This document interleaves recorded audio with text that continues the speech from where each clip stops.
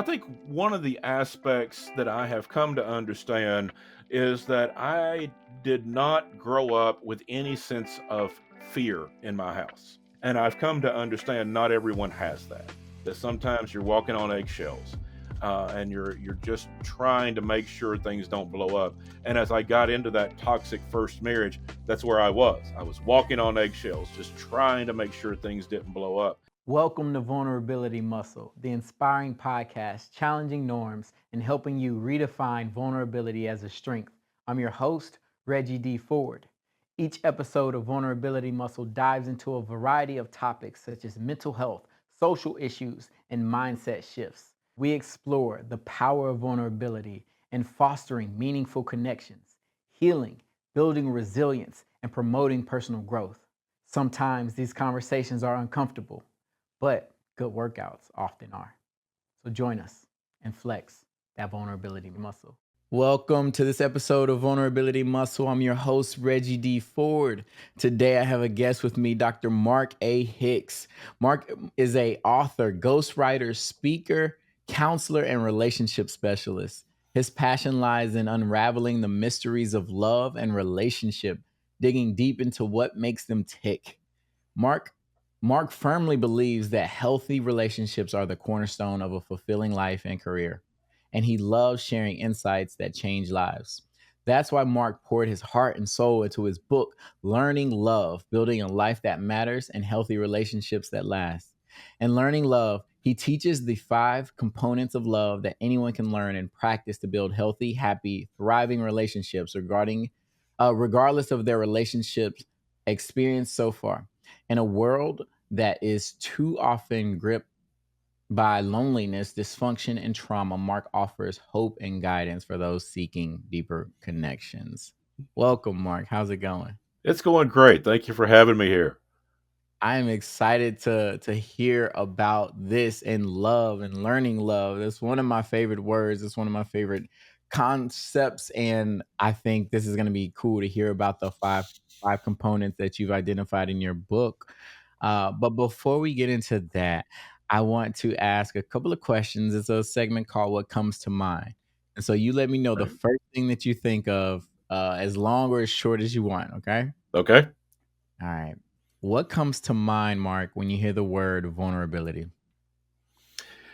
The first thing that comes to mind is about love, Mm, because you cannot have one without the other. You have to be to a place that you can open your life and your heart and your mind to the connections. And that's one of the problems with love. That's part of learning love, is learning the process of becoming vulnerable and being okay with that. To mm, learn that that's all right and that there is a way back when you get hurt, because we do get hurt. I'm not going to deny that. But knowing the way back, and there are ways back from that, it is an essential component, an essential element of having healthy relationships. wow, I love that. What do you do to ground yourself, center yourself, calm yourself down if you're feeling stressed or overwhelmed or maybe even depressed? Deep breathing is a miracle worker. I really encourage folks to practice that. It's something that I practice, and it just works so well. We get into this habit of taking these little shallow breaths all the time, and really taking full deep breaths slowly, one Mm, after the other, for a minute or 2 minutes or 5 minutes. It just changes the way our brain is firing. It doesn't mm, change the circumstances around us, but it changes the way our brain processes the stuff around us. It actually has a physiological effect. And I think it's one of the most important things you can do. Exercise is another one. Just taking a walk. I'm not an Olympic athlete or anything like that. I wish I was in better shape, but just taking a walk helps me quite a bit. But I think that deep breathing is one that helps me the most, and I think it's one that most people don't practice enough. yeah. Yeah, I agree, and I think it's one that many of us, with the privilege of having the voluntary control over our breath, right? And that's a part, like you said, is a physiological. It changes things. It changes things in our brain, and if you have the ability to control parts of your autonomic nervous system, which all the rest of it we can't. We can't change how our heart rate is. We can't change all the things in our brain, but we can change our breath by Yep. focusing on that. I think that's beautiful.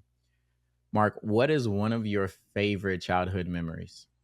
Oh wow, I have a lot actually. Had a good childhood growing up. Wow, just to pick one, I think there was some neighborhood kids, and I think just the typical, old fashioned, just being out in the front yard playing kickball or tag with the neighborhood kids when I was young, riding bicycles with my friends, those kind of things. You just can't beat it. That's what Yeah. childhood is all about.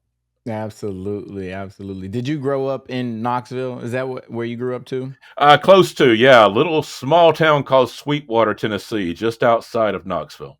Sweetwater. I like that. I like that. Do you know any history about why it's named Sweetwater? Not really, no. I was told it goes back to what the Native Americans called that area. There's a little creek that runs through Okay. the town, right through the center of town, and I've been told that the Native Americans had a name that sort of translated into Sweetwater based on that creek. Don't know if Okay. that's true or not. That's just a story that got passed around. Might be true, might not. Right, right. Well, I love it. I love it. Mark, can you tell me early on what did the concept of love look like, feel like? When did you start to experience that, and how did that shape your life early on? Well, I was one of the lucky ones. I had great parents that I was raised in a loving home. My parents had a good marriage. No marriage is perfect, of course, but they had a great marriage. They were high school sweethearts and were together all their life until my dad passed away. And my mom's still living, and they had a great life, and they raised my sister and I in a really loving, caring home.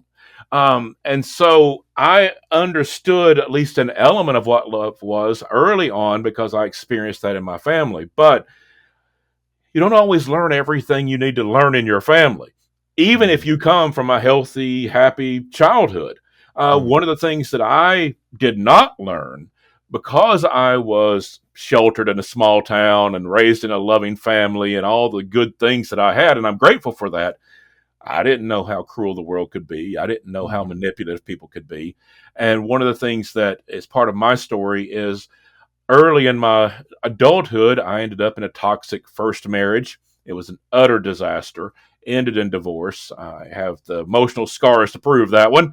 And that's really what set me on the course of writing this book, because after that, I began to kind of question if love even existed.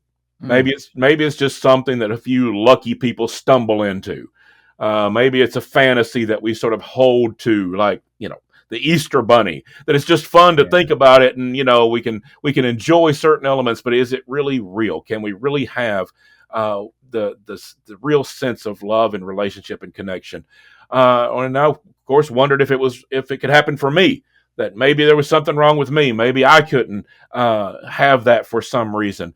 And so I had wrestled with all those questions, and that started me down this road. I didn't fully grasp that at the time. It was more subconscious, but Mhm. looking back, I can see that those were the questions that I was really wrestling with.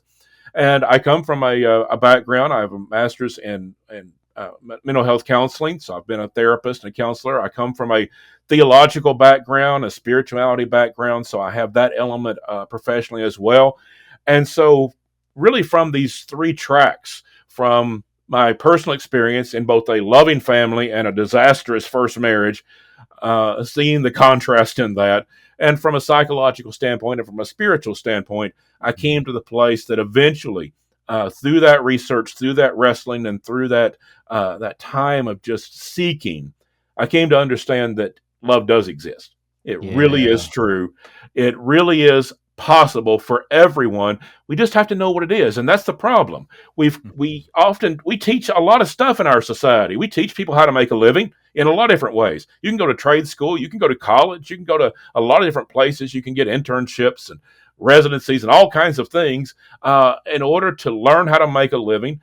If you want to learn how to cook, you can go to a culinary school, or you can go to YouTube, or you can Yeah. or you can go down the road and visit your aunt who's a wonderful cook, and she'll teach you.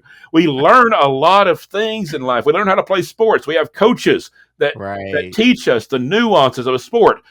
Who teaches us how to love and Oh, build that's so good. and build intentionally build healthy, happy, thriving relationships on purpose using the components of love. That's just Yeah. we just kind of wing it. We just leave it up to our families. And even Yeah. people like me who had a healthy family, I didn't know everything I needed to know. And if you come from a dysfunctional or toxic or Yeah. abusive It's even family, harder. it's even harder. But Yeah. it can be done because love isn't random, it's not fate, it is a learned skill set. And that's what Yes. I teach in my book. I teach the learned skill set of love. So everybody, regardless of your background, can learn the skill set of love and build those relationships in your life. And that doesn't just mean marriage, it does mean that, but family, friendships, Yeah. co workers, relationships in the community, it all comes down to learning what love is.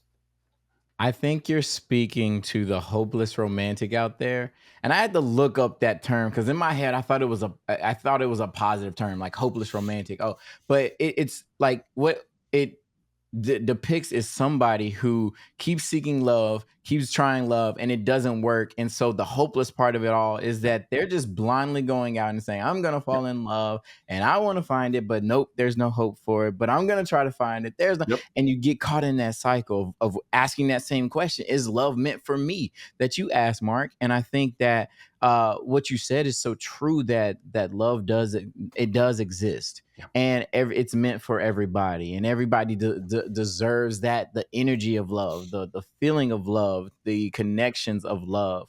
And I'm so excited to hear how you apply that to different areas of life, because it's love in romantic relationships, it's love in platonic relationships, it's love at work, it's love at home, it's love in all different aspects of life. And this is really exciting to me because, again, how to love is a skill. You have to Yeah. learn it. And it's what you said about like your family. Like, so you came from a loving family, seeing love, but relationships are two-sided, and Yep. things that you may have seen and may experience may not have come up in your in that, but you saw it in your relationship with your spouse. Yeah. And it's now we have to learn how to navigate that. Can you talk about some of the early things that were different in the way that you approach love and maybe your former spouse, or in not a disparaging way, but just the differences in the ways in which you were brought up and saw love? Yeah, one of the things that I think is just a telltale sign of a dysfunctional relationship and a toxic relationship is you just can't solve problems. Mhm. And in a healthy relationship, there's going to be problems. We're not going to escape that, but you find ways to solve them. You find ways to work on the problem. And in a dysfunctional, toxic relationship, which I experienced, problems just don't get solved. They come Mhm. up again and again and again. And it's not about solving the problem, it's about having the fight and then coming back to the same problem over and over. And that's just one aspect. It's just Mm. it is this toxic cycle we get into, that it's not about building the healthy relationship. It's about just having the chaos and getting used to that, and that somehow being the relationship, and that's not the relationship we were intended for. No one was Mhm. ever put on this earth to be abused. No one was Yeah. ever put on this earth to live in these toxic relationships. We were all meant to have healthy relationships. We just don't always know how. And when Right. we start learning that, it makes such a difference. I have a second marriage now, and again, no marriage is perfect. I don't want to set myself up as perfection because there's no such thing as perfect. We're all on the journey. We're all practicing the Mhm. art and the science and the skill of love. But I have a wonderful relationship in my second marriage. I'm so lucky to have the relationship I have now. And I often say I've had a bad marriage and a good marriage, and good is better. We really need to be working to make sure we're not just chasing relationships. We're not just Right. seeking desperation of feeling lonely or whatever that might be. We need healthy relationships, and to understand that the toxic chaos, the abuse, the manipulation, the dysfunction is not what we're intended for. There is a better way. Yeah. How does your background in ministry and also as a counselor, how does that influence your relationships prior to writing this book? It's really it's almost the same track for me because for me in what I see in scripture, and I know there's a million different ways people will say for me scripture, but I really believe it is the wisdom of the ages. Mm. That the wisdom of the ages has been passed down to us, and it's used sometimes in negative ways and so forth. But I believe there is great wisdom in the scriptures, and that's really where I began to see these patterns along with my background in psychology. The five components of love that I teach, that are all grounded in psychology and counseling, are inspired by the five books of the wisdom literature found in the Old Testament. Because Mm. love is our greatest wisdom. Now, you can't go to the Bible and find a place that says, here's the five components of love, but it's inspired by that. As I read those books of wisdom, I began to see that pattern and began to see correlations in our psychology of how we have the dynamics of human relationships. And I started to see there are five books of wisdom, there are five components that emerge out of that.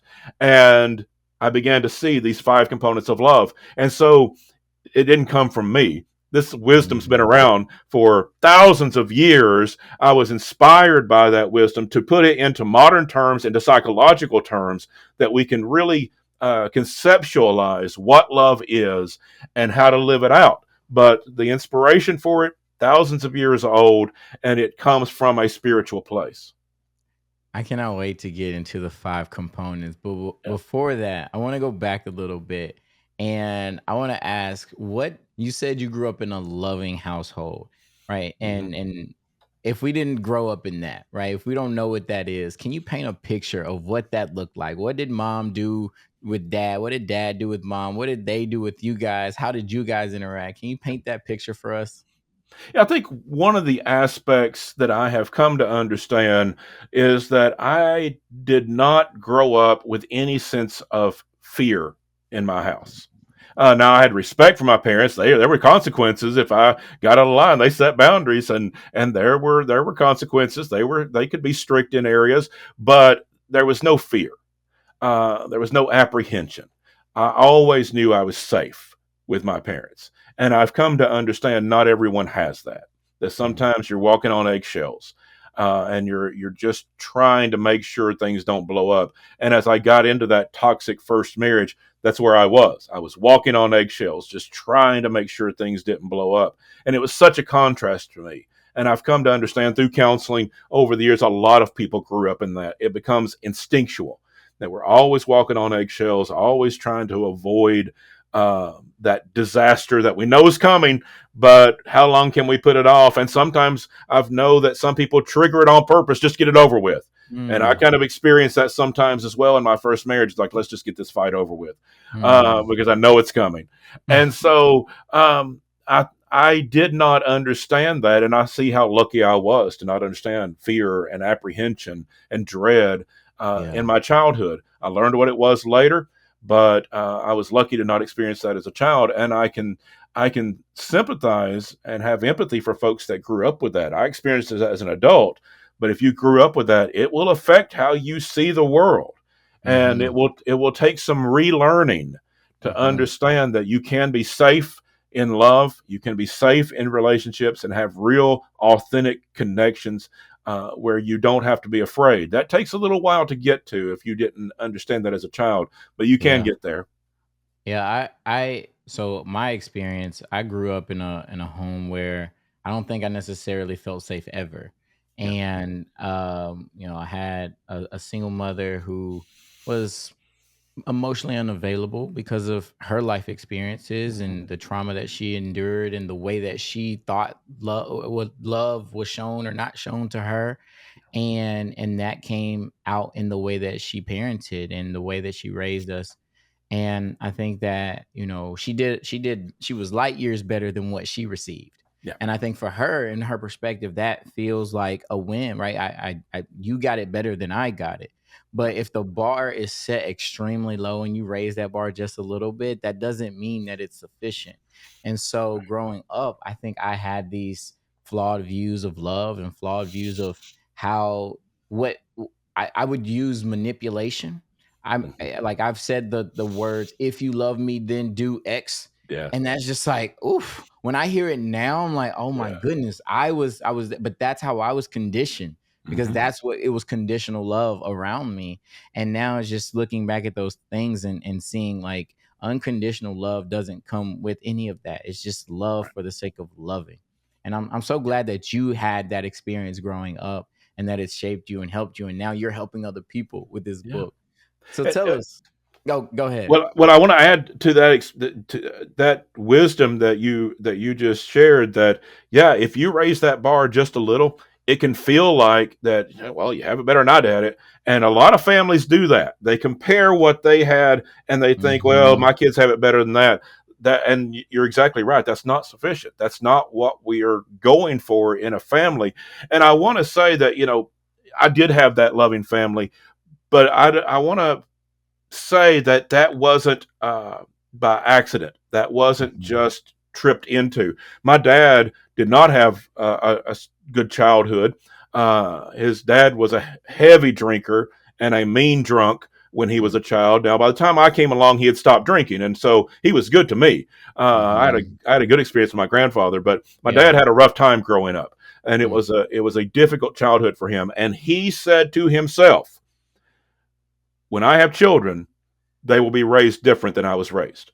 Yeah. And the reason I had Intentionality. that childhood is because he set his mind early in his life he would raise his children differently. Again, my childhood wasn't perfect. My dad wasn't perfect. Nobody's perfect, but he was a good dad. And I Yes. did have a dramatically different experience than he had, not because he raised the bar just a little bit, because he set in his mind intentionally, I will raise my kids different. And I want folks to know you can do the same thing, and that's what I Yes. want to help people do. He had to Oh, do it. He had to do it on his own, just finding a way, and it wasn't always perfect, but he found a way. I want to help people find a way much easier by teaching love as that learned skill set, so that people who want to set that in their mind, I'm going to raise my kids differently. I'm going to have a better marriage for my second marriage than I had my first one. I'm going to have a better relationship than the disaster I just came out of. I want to give people the actual skill sets to do that, not just picking themselves up by their bootstraps, but or just raising that bar a little bit, but actually finding a way to change life. yes, that's so good. I'm glad that your dad had that mindset that he wanted things to look differently, that he Mm-hmm. wanted to express love in a totally different way. And I'm Yeah. also grateful that I think grandparents do have a realization, a revelation toward the end of their lives where they change and they're much better to their grandchildren than they are their Yeah. children. And I've seen that. I think that was a part of my story and my parents' story, and I think it goes on for generations in that way Yeah. sometimes. But I wanted to highlight something that I think is important. I always think about when I think about love and needs and safety. I think about Maslow's hierarchy of Yeah. needs. Yeah. And it's a pyramid if you think about it. And this is Maslow's a psychologist from way back when. He looked at what humans need at a very basic level to be their most full self. And Mm-hmm. it starts with like those physiological needs. Just you think about air, water, food, shelter, like those things at a very basic level. And then above that is something that you pointed out earlier was safety. Mm-hmm. We have to feel safe in that home. We have to feel safe in our bodies. We have to feel safe in our jobs. And then right above that is what we're talking about, Yeah. love and Yeah. belonging and intimacy and that sense of connection to other people. And when you get above that, then you start to reach higher levels Yeah. of self. You got self esteem, self respect, self recognition. And then above that is self actualization. I like to call that flourishing state where Right. you know that you're connected to all the things in the universe and you desire to be the best version of you that you can be. But in order to get to that state, you have to reach that love. You Yes. have to feel that love. And so I want to transition and talk about what learning love. Tell us about it. Tell us about the book and then hop into some of those Yeah. components, those five components. Yeah, it really is about learning love. And I love that you bring up Maslow, because let's think about that for a second. With that air and water that we have to have, how many resources in our society go into that to Oh bring in yeah. food, water, just the basic living conditions? we have all sorts of resources from farming to grocery stores to Mm-hmm. food safety regulations. We have clean water initiatives. We have treatment plants to make sure we have clean water coming into our homes. Lots of resources go into that with lots of education behind it. And Right. then you do move up to those safety needs. How many resources do we put in making sure we have law enforcement, we have security, we have military, we could go on and on about how we have neighborhood watches to make Mm-hmm. sure that we are safe. We have lots of time and energy and money put into making sure as best we can our society is safe. How much energy does our society put into teaching love? Mm. We do the That's basics. where the break is. Yeah. Those two, we put all of our energy, time, money into those two basic human needs, which we should, not doubting that's necessary, absolutely in favor of all of that.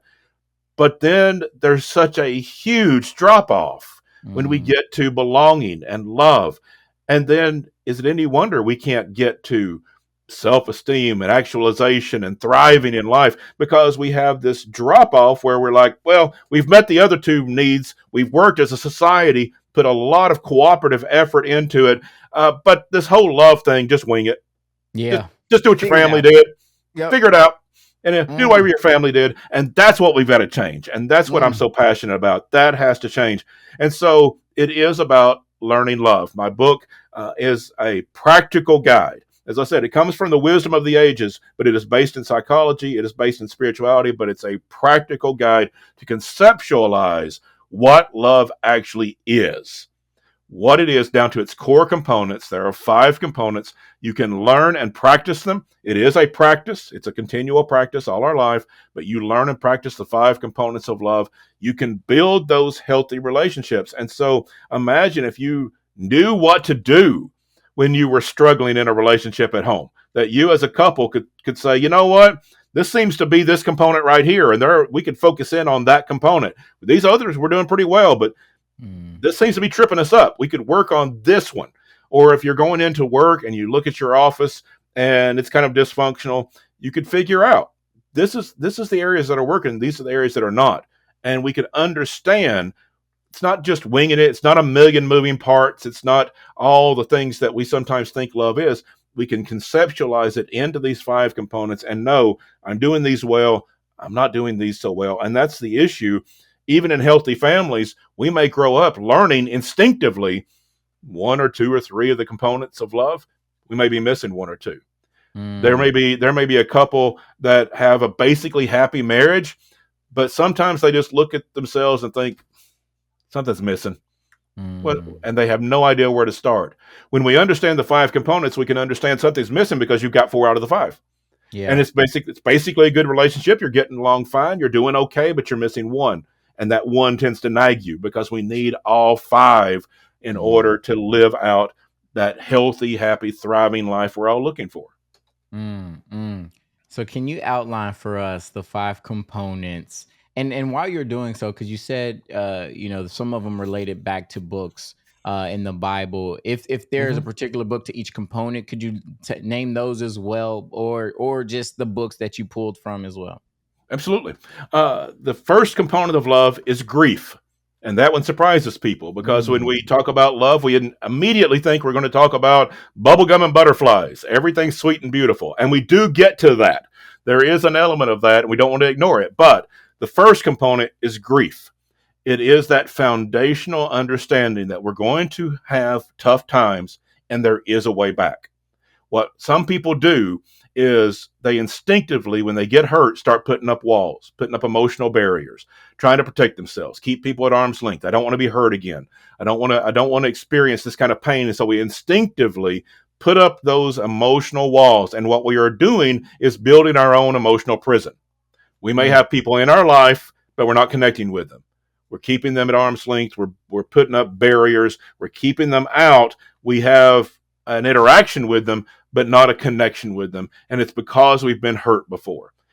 And what we have to understand is that grief is a healer. It's not fun to go through, but it's a healer. It's our comeback story. It's a way to live life in such a way that, yes, we've been hurt. We're not going to ignore that, and we can't change that, but we can come back from that. Life is painful, and life does for some people, for everyone, it will leave emotional scars. For some people, there are devastating stories in their life, and there are some things so painful that it's like it leaves a hole in your heart. But what I want people to understand is that you can live a really good life with a hole in your heart. Mm. It's like if you lost an arm in an industrial accident, life's never going to be the same. That arm's not growing back. But if you learn the skill, you get the help you need, you go through the therapy, you can live a great life without that arm. Not the same kind of life, but a great life. When we have these tragedies and traumas and abuse in our life and things that happen that leave that hole in our heart, that's never going to fully heal. It's always going to hurt, but you can live a great life with that hole in your heart. You can go on Wow. from there and have those connections, and that's what we're striving for. We're not going to pretend like life is easy, not going to pretend like it didn't happen, but we're going to heal to the place that we live a great life with a hole in our heart. And that's where you learn to make real connections despite the pain of life, to tear down those emotional walls and know that you have a comeback story, and know you always have a way back to love. Even though life's going to hurt sometimes, grief is that healer. And that's why it's such a vital component of love. A lot of people don't have the relationships they want because they got hurt, put up the barriers, and never really connect again. We have to tear those down, and that comes Mhm. through the process of grief. I learned that Amazing. from the book of Job. Job is Wow. sort of in religious circles. Job is kind of the poster boy for patience.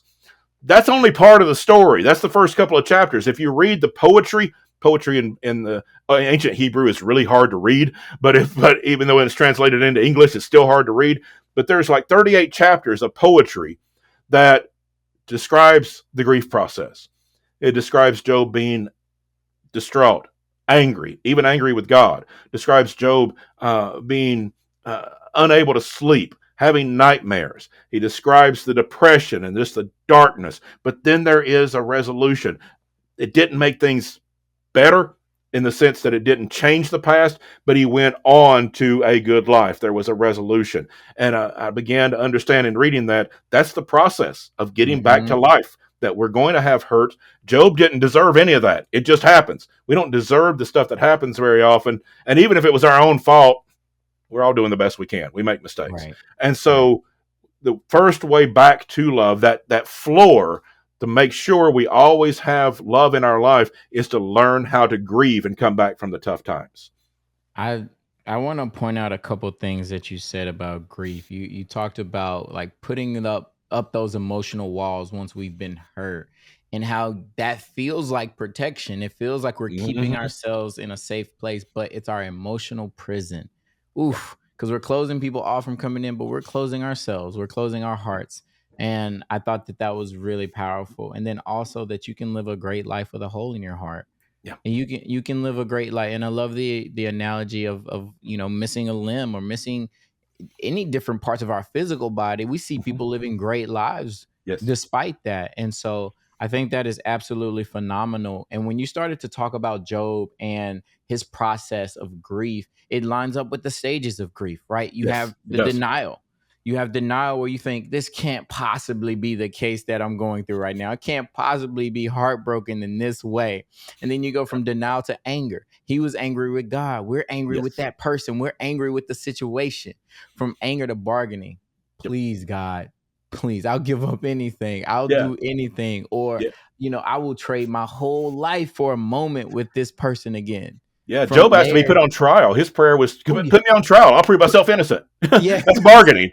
That's bargaining. Exact bargaining. Then you go to the depression where it's the Yep. darkest phase of it all. It Yep. is the absolute darkest because you've asked and you've prayed and you've sought help and all of that, and it doesn't seem like anything's changing. But that is where it starts to shift. Once you prove to yourself day in and day out that you can live one day without that person, you lived an extra day without that arm, you lived a great life, Yeah. and then you get to acceptance, and that acceptance sounds like that way back to love. So I Yeah. absolutely love number one is grief, and I was not expecting that. So thank you for that. Yeah. The second component of love is what everyone would expect. It's emotion. That's Mm, that emotional connection that we're looking for. That's the stuff people think love is. It is, but it's only one component, and that's the key to everything. We need to understand emotion is important, but it's only one very important component. But emotion is vital. And we see this in the book of Psalms. Psalms is an emotional book. It's a book of poetry, and it's about the highs and the lows. It's about the good times and the bad times. And it's about praise and tragedy. It's all the emotions of life being explored. And that's what we have to do in relationships. We have to explore the ups and downs and the good and the bad. And no one's going to be perfect, but man, we can find some great things about people in our life, and we can find great things about ourselves in the process. And that emotional connection is what we're all really craving. That place where it's not about just keeping rules. It's about really connection. It's not about explaining it. It's about connecting on a heart and spiritual level. And that's easy for some people because they wear their emotions on their sleeve and emotions are comfortable for them. Other people are more reserved. People that have been hurt might be a little scared of that. And to those folks, I say, just go slow. It is a Mm-hmm. skill set. You can learn it. But it's important that the people that you care about know you care about them on an emotional level. Saying I love you is important. And Mm-hmm. if you can't do that because you were raised in an abusive home that love was a loaded, manipulative weapon, then say things like, I appreciate you, or just say Mm-hmm. thank you when someone does something nice. Expressions of emotion are vital, even if they start small. Make sure you don't have to rush into it if this is hard for you. Go slow and find your way into that emotional connection. But that's where love really brings us together. That's where the bond is in our heart, our spirits, where we are really connected. We feel that, of course, in romantic relationships, but we can feel it with friends. We can feel it. We can love what we do for a living and know that whatever it is we do, we love doing it, and it makes a difference in the world somehow because we're all playing our part. And we can love working side by side with our coworkers. All of that is an emotional connection. Different kinds of emotion, obviously, different kinds of connection, but it's all very important. Emotion, we can't ignore that. It's not just about commitment. It's not marriage. It's not, you hear people say, well, marriage is about commitment. Yes, but let's not just make it some kind of contract. It is about an emotional commitment of really connecting together. Wow. I want to speak to what you said about the folks who may have experienced trauma and may not be able to express those emotions because I found myself there. And you, when experiencing love or experiencing genuine emotion from somebody else, it may feel fake. Yeah. Right. And I want to recognize that because it may feel fake and you may want to run from that because of your experiences of there's manipulation on the other side of this. Mm-hmm. When somebody tries to do something good, they're trying to get something out of me. Yeah. And I challenge you to feel that emotion when it comes up and to take that person at their face value without the previous associations that you have with it until they tell you that it's something or show you that it's something different Yeah. because you automatically associate that experience with a past experience and block a lot of good people out of your life. I'm speaking from experience. I've Yeah. blocked a lot of good people out of my life, but that doesn't have to be the case. And like Mark said, go slow. Go slow. Open up to folks that feels genuinely safe and then that starts to build and your heart opens up a little bit more each time. So, thank you, Absolutely. Mark. And also with both of these first two components, grief, obviously, but even if you're struggling with the emotional aspects, maybe because you've been through those tough times, get help. Mhm. If we were sick, we'd go to a doctor. If we had a toothache, we'd go to a dentist. If our Yep. car wasn't running right, we'd go to a mechanic. We would call a plumber or a lawyer or any number of other professionals that we need in our life. Why would you do anything less with your emotional and mental health? Because this is what's going to make life. Our relationships is going to create our life, our jobs, our homes, our families, our friends. They're going to create our life. Why would Yes. you not get professional help if you're struggling? Yes. And I would say we all struggle. Everybody should be in counseling. Everybody should have a Mhm. coach or a Agree. counselor or a therapist. Agree. Maybe not every week, but have somebody that you can go to, just like you go to your doctor. You may not go all the time, but they're there if you need them. Yes. Have somebody there if you need them, because there is a way back from grief, and there is a way back to understanding the emotional connections and living that out. And sometimes we just need a little help working through to Mhm. get there. And so get the help you need. That's crucial. Mhm. Absolutely. Absolutely. You want to tell us about 3? The third component of love is practicality. Mm. Emotion brings us together, practicality keeps us together. You may have heard someone say, I love them, but I just can't live with them. Those are people who have made an emotional connection. They've done well in the second component. They failed in the third component of love. I've known couples that really genuinely cared for each other, had love for each other, had an emotional bond, and deeply grieved the loss of the relationship, but they broke up over money because they couldn't agree on finances, and one person was running them into bankruptcy while the other one was desperately trying to live a more responsible financial life, and they destroyed their finances so much they divorced. I've known more than one couple that divorced over things like that. Those are practical matters. That's not about emotion. Those are practical matters. How are we going to live in our finances? How are we going to parent the children? How are we going to clean the house? Who's going to have the chores? How are we going to handle the problems of life? How do we communicate with each other? There's different communication styles. They're all fine if you agree to them, but it's a learned skill set. And also things like depression, anxiety, those things take a toll on a person. They also take a toll on relationships, and those are practical matters because they are treatable conditions. Again, get help. There are treatments for these things. And so they become a practical matter of taking care of yourself so that you can be in that relationship fully, and you won't take a toll on yourself or your relationship because of these practical things that can be treated. When we take care of the practical matters of life, we're living together well.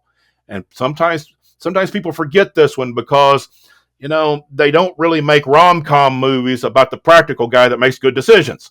But that's an element of love as well. Yes, we see all the rom-com movies about the emotion. That's good, but we also have to live together well. And focusing on that practicality so that we are bound together by that emotion, but we live together well because we're making practical, good decisions that help us live together well. Those balance one another. So they become these balancing elements. So we're living a good life in the midst of that emotional connection. What I heard in that, because I work, my life is, my previous work life has been in wealth management and dealing with people and their finances, and I realized that a lot of their financial decisions are rooted in their own personal experience and emotion a Yep. lot of times.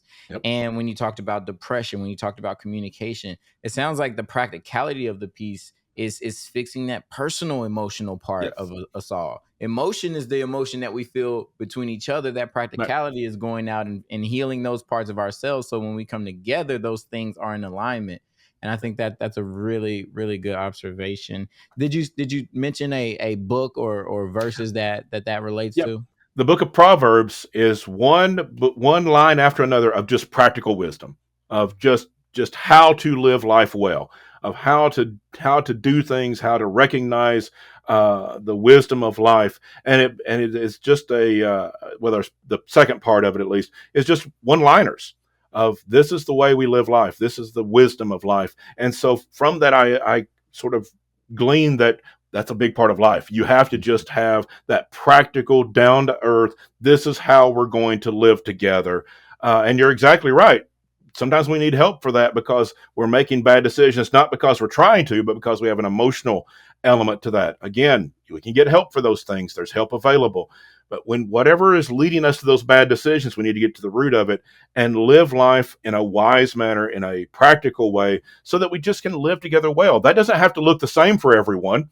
Everyone doesn't have to walk in lockstep, but everyone who is going to be in a relationship together needs to understand how we're going to live together and make those practical decisions. And I will add, one of those practical decisions is that not every relationship can be saved. You don't have to be in every relationship. Now, sometimes people are surprised to hear me say that because I'm a relationship coach and I come from a spiritual background, a psychological background, and people think that I'm going to say every relationship can be saved. Theoretically, if everyone's practicing the 5 components of love and everybody wants to work together to fix relationships, theoretically, yes. Not everyone's going to do that. There are abusers in the world. I hate to say that, but it's true. And you cannot be in a relationship with an abuser. And so setting boundaries and deciding who's going to be in your life and to what extent. Sometimes you can have a distant relationship with a relative, a mom, a dad, whatever, that might be toxic or abusive. Sometimes you have to cut that off completely, but you have the right to do that. That's a practical element of love because you can't have healthy relationships until you make room for them. Yeah, The yeah. unhealthy ones will consume your life. So Abusive, true. toxic relationships will consume your life, and you will have no room for healthy ones. So, a practical element of love is setting good boundaries to decide who gets to be in my life, so that I have the room to build healthy relationships. I just got chills with that last part because that is that I resonate with that a lot. Oh, thank you for that. Thank you. Yeah. What is component four, Mark? The fourth component of love is acceptance. There's a couple of elements to this. The minor one is accepting people for who they are, not abusive. There's limits to this, but everybody's going to make mistakes. And so, if we're going to be in relationships, we have to accept a certain amount of mistakes from folks. That's just natural. But the more important component of that is accepting who we are, learning to love yourself. It is absolutely crucial. You cannot love other people until you love yourself. Brene Brown has written a lot about this from her research, famous for doing that. Other people have written about it as well. You cannot love other people until you love yourself. Mm-hmm. And that's because love is not a commodity like money. If we need money, if you need more money, you can get a second job maybe, or you can take out a loan or borrow money from a friend. There's a number of ways maybe you can get a little extra money. It doesn't work that way with love. It's organic. You have to grow it within you. And until you love yourself, you cannot love other people. And a lot of people fall down on this one. They feel emotion and they're trying to make good decisions and living together well. And they may have even come through those tough times and grieve through them so they can have those emotional connections, but they haven't really learned to love themselves. Mm-hmm. You cannot love yourself. You cannot love others until you love yourself. That is the limit. You may feel like you can. People will fool themselves into thinking, I can love my kids or my spouse more than I love yourself. No, you actually can't psychologically. It's been shown by Brene Brown's research and others. You cannot love other people more. You can just kind of feel those things, but the way you live, you have to love yourself first. Mark, do you think it's necessary for people to be single to find that love for self prior to getting into a relationship? If somebody's already in a relationship, Mhm. recognizing that they don't love themselves, do they have to be in solitude or be single or do that to find that relationship with themselves prior to loving someone I else? think it. I think it would be wise. I'm hesitant to say everyone should do that because I don't want to say it's just universal. But I think it would be wise to take some time if you are not in a relationship or you're coming out of a bad relationship. Take some time and learn to love yourself. Learn to be in that relationship with yourself so that you can love others. It's very possible that the thing that led to a lot of downfalls in relationship is we didn't learn to love ourselves. And if you came out of a dysfunctional, toxic, or abusive childhood, you probably didn't because you were put down the old time and told you that you weren't good enough in a number of different ways. Learning to love yourself is absolutely a vital part. And it's one that I would say if we're going to pick out one that people are missing, it's probably this one. Because Yeah. we've bought into a line of thinking that says if I can get other people to love me, that will validate me, and then I can love myself. Mm-hmm. And boy, doesn't that sound logical. It does not work. It sounds good. Oh man. It has never worked in the history of Earth. You Yeah. cannot get other people to love you in order to validate you so you can love yourself. Other people may love you, but there's going to be a breakdown before you get to loving yourself if you're basing it on other people. And there's going to be people that don't. And Yes. those are the ones that are going to stick out in your mind. You can Mm-hmm. have 12 people that love you, but if one thinks Oh, you're an idiot, then you're going to focus on that one. huge. And Yep. so we never quite get what we need to love ourselves. That can't come from outside validation. We have to learn to love ourselves. Again, get help for that. Work through that Yes. with a counselor. Learn to love yourself.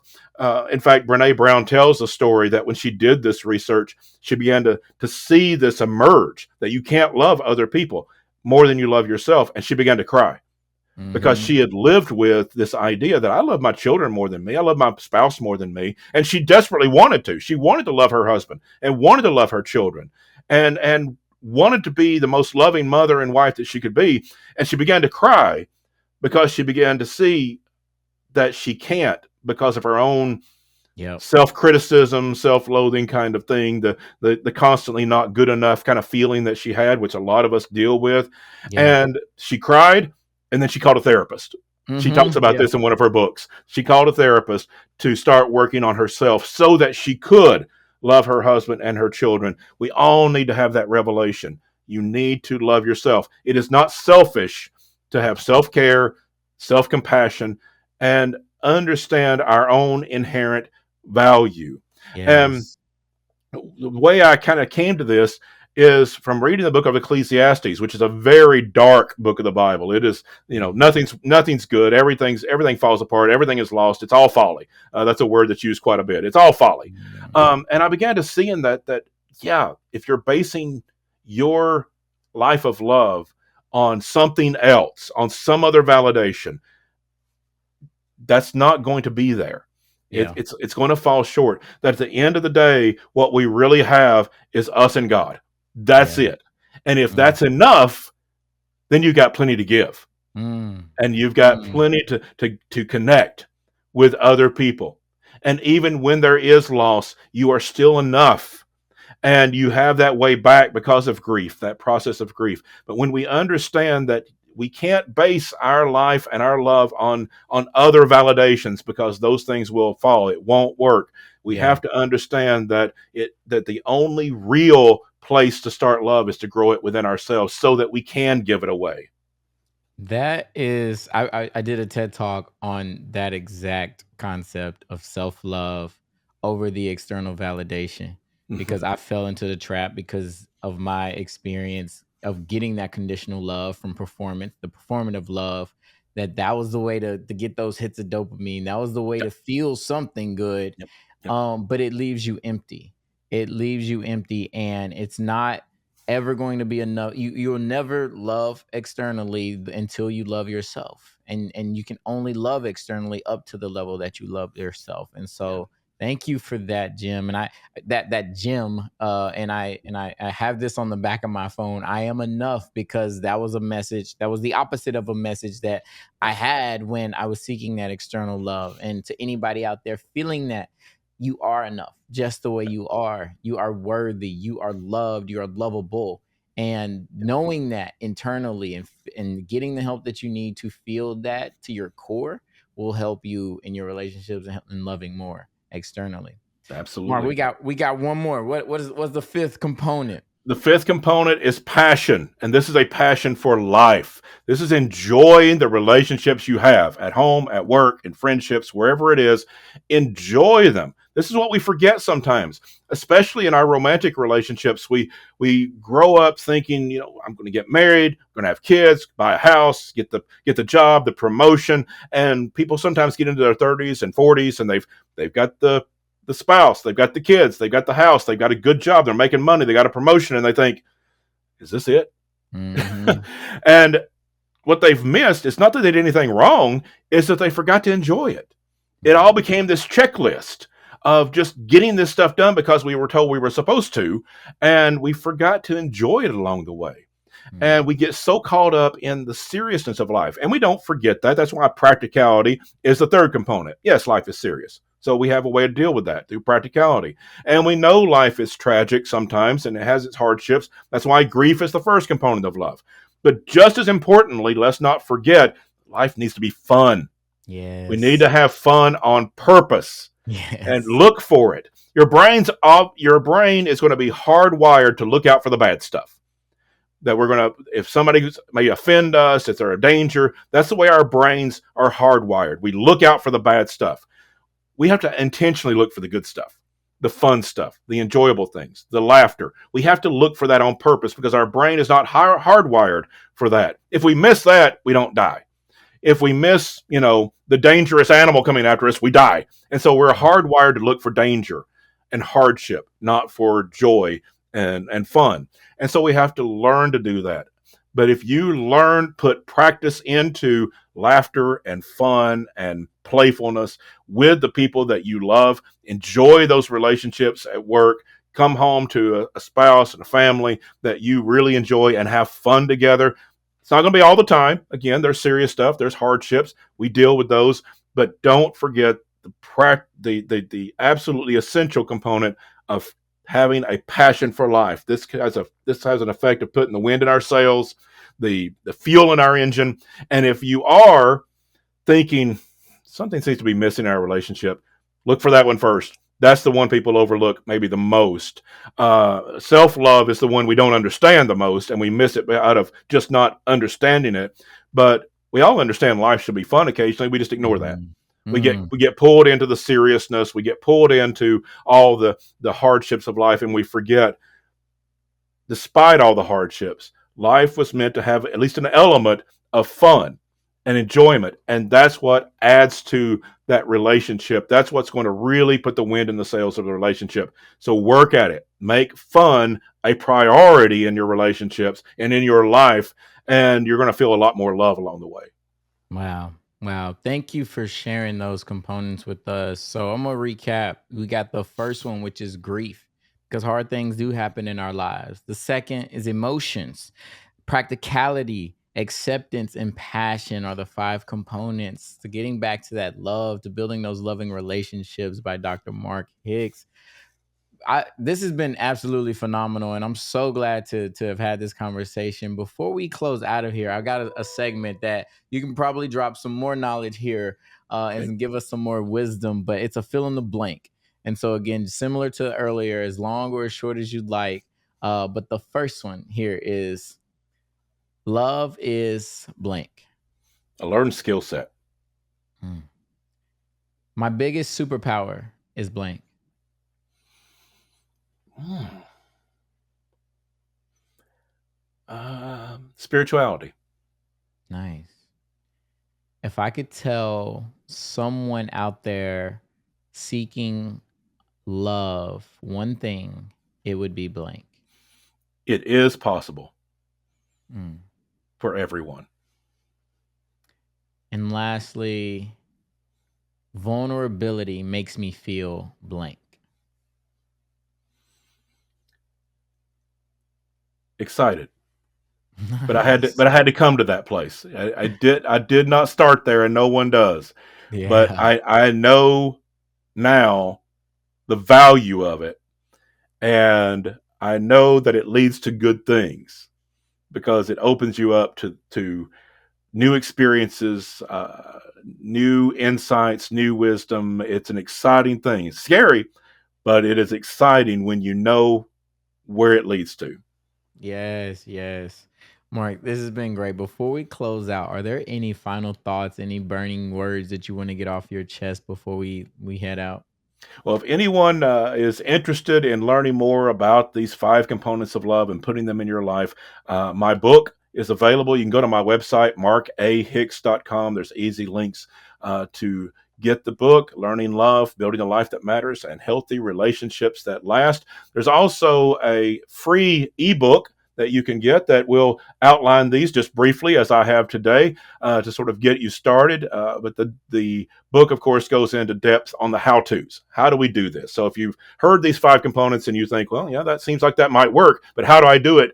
I give you the how to's in the book. So go to my website, markahicks.com, get the book. There's also a contact form there. I'm available for speaking engagements and workshops and coaching. Or I'd just like somebody to let me know you heard me on the show today and just say hi.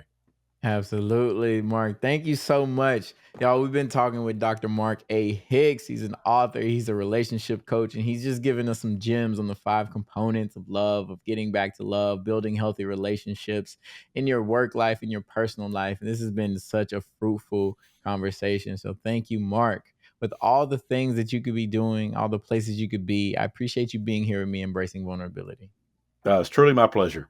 Thank you for joining us in another episode of Vulnerability Muscle. If you've enjoyed these conversations around vulnerability, please consider leaving a review. Your feedback not only motivates us to continue to do the work that we do, but it allows other people to witness the power of vulnerability. Share your thoughts on YouTube, Apple Podcasts, Spotify Podcasts, or wherever you're listening from. And don't forget to spread the word. You can follow us at Vulnerability Muscle on Instagram and me personally at Reggie D Ford across all platforms. Visit vulnerabilitymuscle.com for additional resources and support. And remember, embracing vulnerability is not a sign of weakness. It is the source of your greatest strength. Sometimes it's uncomfortable, but most workouts are.